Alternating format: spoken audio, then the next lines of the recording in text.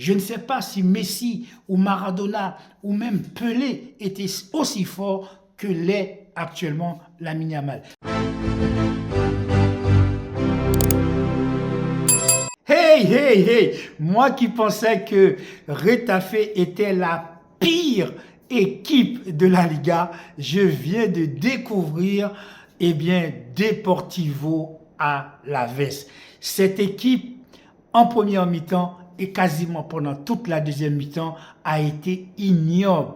Déjà, le match hier qu'a joué le Real Madrid avec cette faute terrible qui n'a pas été sifflée sur Kylian Mbappé qui méritait le carton rouge, on se rend compte que l'arbitrage au sein de la Liga espagnole est un problème dramatique. Dramatique pour le football, dramatique pour le beau jeu. Comment cet arbitre peut terminer son match en ayant mis, je ne sais pas, 3 cartons jaunes à l'équipe du FC Barcelone et quasiment aucun carton, je crois qu'il en a mis un, je ne sais plus combien, mais franchement, le nombre de fautes successives qui ont été commises par cette équipe de Deportivo Alavés, on s'en est rendu compte qu'en fait, qu'il n'y a pas de possibilité pour les équipes de jouer au football lorsqu'ils affrontent des équipes qui sont meilleures, sinon que de faire des fautes, mes amis. Il y avait plus de 25 fautes entre le FC Barcelone et Deportivo Alavés et on va en parler tout de suite. Salut à tous mes amis, bienvenue dans cette nouvelle vidéo pour débriefer le match qui vient de se terminer à l'instant entre le FC Barcelone et Deportivo Alavés. Match très important puisque hier le Real Madrid a perdu sur un score de 1-0 dans les ultimes secondes de ce match. Bien entendu, si le FC Barcelone gagnait son match face à Alavés, le FC Barcelone reviendrait à exactement 4 points du Real Madrid et 2 points sur Atlético Madrid. C'est chose faite. Le FC Barcelone vient de remporter ce match grâce à un but de Lewandowski, reprise de volée pied droit sur un tir qui a été dévié après une reprise de volée de Lamine Yamal et sur un centre de Pedri. On va parler de tout ça, mes amis. Je ne sais pas par quoi commencer, sinon pendant toute la première mi-temps, le FC Barcelone a quasiment été éteint par Deportivo Alavés. Non pas éteint par le jeu, mais éteint par le nombre de fautes qu'a commises cette équipe. Notamment ce chauve, ce Guiridi. Je ne comprends pas comment ce joueur a pu terminer ce match sans un carton rouge. Je ne sais même pas s'il a pris un carton jaune pour l'ensemble des fautes qu'il a pu commettre durant tout ce match. Mais bon, on ne va pas en parler que des fautes parce qu'il y a quand même certaines choses. Hansi Flick a fait quelques réajustements à la deuxième mi-temps. Pourtant, le match avait bien commencé pour nous par une action extraordinaire de Lamine Yamal, mes amis. Ce joueur est fantastique qui nous a reproduit exactement l'action internationale inoubliable à la fois de Lionel Messi et à la fois de Armando Maradona qui avait passé tout en revue toute une équipe entière. Ça a été le cas de Lamine Yamal dès la 6e, 7e minute de jeu. On était parti sur de bonnes augures parce que ça avait franchement bien commencé. Je pensais que le match, en tout cas en première mi-temps, allait être meilleur. Après cette action où Lamine Yamal a passé en revue quasiment l'ensemble des joueurs de l'équipe de Deportivo Alavés, Hansi Flick va prendre des dispositions. Il va sortir Ronald Arroyo, il va faire rentrer Eric Garcia parce que Eric Garcia a une tenue de balle qui est un peu supérieure à Ronald Arroyo, même si Ronald Arroyo est plutôt dans le duel, dans le box-to-box. On sait que Eric Garcia, puisqu'il est un pur produit de la Masia, il connaît le système de jeu de la Masia, il connaît le système de jeu barcelonais, donc il est plus propre au pied et surtout il joue mieux, en tout cas le jeu du hors-jeu.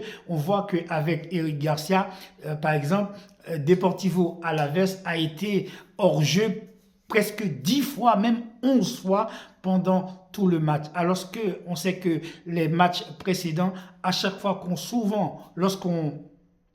lorsqu'on encaissait un but, on voyait que c'était toujours Ronald Arroyo qui couvrait le hors-jeu. Il a un peu plus de mal associé à Koubarsi pour le hors-jeu. Donc la rentrée de Garcia, effectivement, nous a fait énormément de bien. Cela a permis exactement au FC Barcelone de jouer un peu plus haut, de presser un peu plus haut pour se sortir de ce guêpier, de ce bus qui a été posé devant cette équipe du FC Barcelone qui contraint les joueurs du FC Barcelone, bien sûr, à avancer. Le match de Lewandowski devant, d'ailleurs, a été très difficile. Il n'a pas eu énormément de balles à jouer.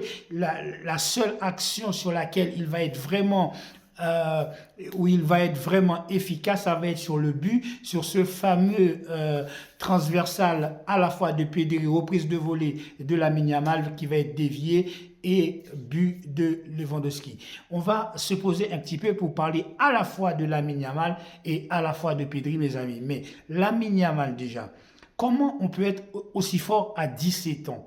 Dans toute l'histoire du football, je n'ai pas l'impression qu'il existe ou qu'il a existé un joueur qui est aussi fort que Lamine Yamal au même âge. Je ne sais pas si Messi ou Maradona ou même Pelé étaient aussi forts que l'est actuellement Lamine Yamal. Lamine Yamal, tout ce qu'il fait est prodigieux. Tout ce qu'il touche est exceptionnel. Ses gestes, sa façon de marcher, de courir, de toucher la balle, de sa conduite de balle est quelque chose d'exceptionnel. Et là encore, il vient de nous pondre un match extraordinaire, MVP, l'homme du match, etc. Même s'il n'a pas marqué de but, mais son impact dans le jeu, son apport offensif, sa manière qu'il a à apporter le danger, que ce soit sur son côté ou bien ailleurs sur le terrain, dès qu'il touche la balle, il se passe quelque chose. Mais il n'y a pas que Lamine Yamal, mes amis. Nous avons plusieurs génies dans cette équipe du FC Barcelone, notamment Kourbassi, ce joueur où on n'en parle pas beaucoup parce que Lamine Yamal tire sur lui vraiment toutes les lumières par son jeu, par son caractéristique et par sa façon de jouer. C'est un joueur qui attire la lumière, mais il ne faut pas l'oublier que Kourbassi également est très jeune. Mais lorsqu'on voit ce que fait Kourbassi dans un match, que ce soit en Ligue des Champions, que ce soit en Liga, que ce soit en Coupe du Roi, bref, quel que soit le match, Kourbassi est rarement mauvais, il fait toujours un match extraordinaire. Et son jeu au pied, on voit que Kourbassi, à chaque fois, c'est lui qui a essayé, lorsque le FC Barcelone était dans le dur, on voit que c'est Kourbassi à chaque fois qui essayait par ses passes dans sa ligne défensive, qui essayait de casser la ligne. Mais on va en parler aussi également, le match de Pedri. Pendant tout le match, 90 minutes, mes amis, je ne sais pas si Pedri a perdu ne serait-ce qu'un seul ballon. Ce joueur, pour lui prendre le ballon dans les pieds, il faut quasiment lui casser les deux jambes. Si tu lui casses pas les jambes, si tu lui bouges pas les yeux, si tu lui attrapes pas les maillots, eh bien, il est impossible de prendre la balle dans les pieds de Pedri. Le match de Pedri encore a été exceptionnel. C'est un match XXL.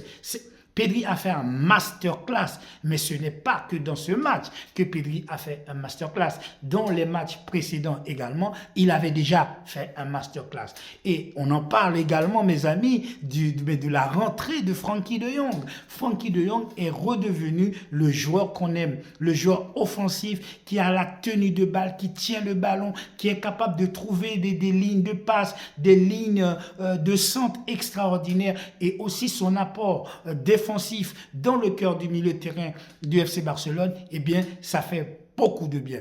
Eh bien, on voit également on voit également l'apport qu'apporte un Fermín López est différent de ce que peut apporter Gavi. Gavi, c'est un joueur qui est très hargneux et tout ça, mais Gavi est un peu plus défensif que peut l'être Fermín López. En plus, Gavi, c'est un joueur qui prend énormément de cartons. D'ailleurs, il a pris un carton jaune plus ou moins mérité dès la 7e minute, très tôt dans le match, ce qui a... Pour un milieu défensif comme peut l'être Gavi, c'est un peu gênant lorsque vous prenez un carton comme ça en début de match. Ça peut porter préjudice après pour toute l'équipe. Or, la rentrée de Fermín López, au milieu de terrain, eh bien ça a tout changé. Ça permet non seulement d'étoffer le milieu de terrain, mais ça également a permis aussi de pouvoir aller chercher des ballons un peu plus haut et de pouvoir redescendre et surtout d'être capable de marquer des buts. Et à plusieurs fois, on voit que ça a été Fermín López combiné avec un Pedri, un Lamine Yamal et un Frenkie de Jong, et on voit le jeu du FC Barcelone a été un jeu un peu plus offensif, un jeu un peu plus porté vers l'avant, un jeu tout simplement comme on aime que le FC Barcelone le fasse, c'est-à-dire un jeu attrayant, agréable. Et ça, malheureusement, nous l'avons eu que dans les 15 à 20 dernières minutes du match, quasiment après le but. Il n'y a que le but qui a permis à FC Barcelone de trouver un peu d'espace, parce que Alaves jouait clairement le 0-0. Ils essayaient de faire la même chose que l'autre équipe avait fait face au Real Madrid, c'est-à-dire de verrouiller le match par des fautes individuelles, par des marquages individuels serrés au short, et à la minute où il y a un petit espace, d'essayer de lancer la balle dans le dos sur une contre-attaque et aller marquer un but. Malheureusement pour eux, ça n'a pas fonctionné, et heureusement pour nous d'ailleurs, nous, on a pu marquer ce but qui va délivrer le FC Barcelone, qui va permettre à toute l'équipe d'avoir d'espace de jeu pour pouvoir s'exprimer. Et c'est de cette façon qu'on a pu voir que Pedri, à la fois De Jong, Fermín López, tous ces joueurs-là, et la rentrée également à la sortie de Rafinha, qui va être sorti parce qu'un petit peu agacé et fatigué aussi. Le match de Rafinha a été d'ailleurs très bon, et la rentrée de Ferran Torres également a apporté un peu plus de fraîcheur. Il faut le reconnaître quand même que sa rentrée a apporté un peu de fraîcheur au sein de cette attaque du FC Barcelone. Victoire donc du FC Barcelone face à Deportivo Alavés sur un score de 1-0, but de Lewandowski sur une reprise de volée de Lamine Yamal dévié par la défense de Deportivo, et plat du pied de Lewandowski pour marquer ce but. Et c'est Pedri qui a été à l'initiative de ce centre magnifique. Donc nous sommes revenus dans le game avec 4 points sur le Real Madrid et 2 points sur Atlético Madrid. Pour l'instant, on est encore 3e, mais j'en suis sûr que les Madrilènes, ils sentent dans leur cou le souffle du FC Barcelone qui est en train d'arriver. Voilà mes amis, c'est tout pour cette vidéo. Soyez sages, sortez couverts, la vie est courte. Bon dimanche et à très bientôt sur le Carrefoot pour une nouvelle vidéo. Ciao.